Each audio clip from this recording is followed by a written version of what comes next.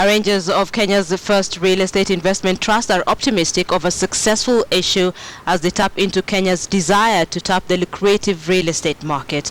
The Stanlib Fahari Income Reit, which will be listed on the Nairobi Securities Exchange on November 22nd, seeks to raise between 2.5 and 12.5 billion shillings that will be used to purchase income-generating properties around the country.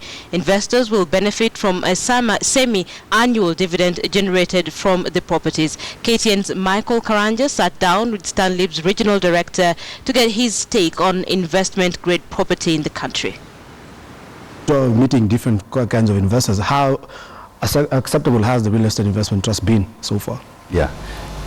We recognize that it's a first in Kenya. It's actually the first in sub-Saharan Africa in terms of being an income real estate investment trust. And maybe if I can just describe what it is. A real estate investment trust is basically a fund which pulls money from different investors and uses that money to buy income generating properties.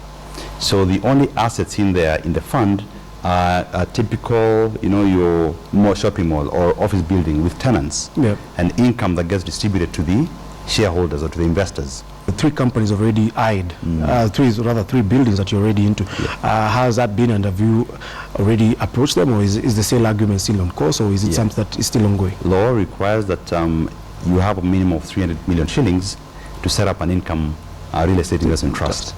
But what we've done is that we decided to go a notch higher and make it 2.5 billion minimum.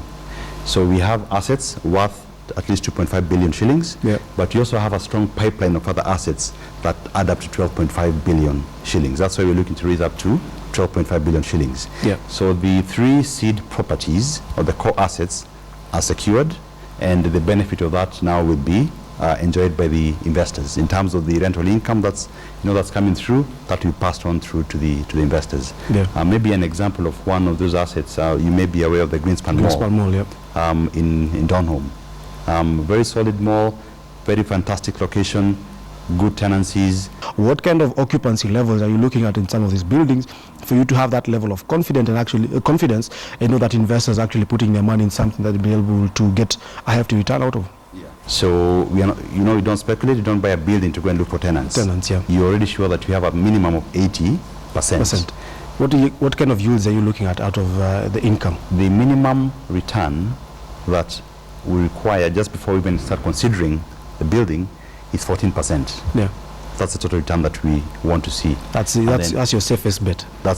So some will have 15, 16, 17, but that's a minimum. If it doesn't qualify that way, then you don't even consider it. So once it comes across, then our job now as asset managers is to maximize that income. How much confidence do you get when someone like the International Finance Corporation comes in and pumps 1.5 billion shillings into this rate? We are hoping that the investment by the IFC will give our local investors confidence to know that they have very strong partners, because the IFC, obviously, as you may be aware, before they invest, they must be very clear about the commercial benefit of the investment and the developmental aspect of the investment. What are the tax benefits in investing in this in the REIT compared to any other investment tool that is out there? The REIT itself is tax exempt, so all income earned by the REIT is tax exempt. So at the REIT level, the REIT doesn't pay taxes, but also when that income is distributed to the investor, you also don't pay tax on that. There's no CGT on it. There's no CGT, there's no income tax, there's no withholding tax, there's no taxes.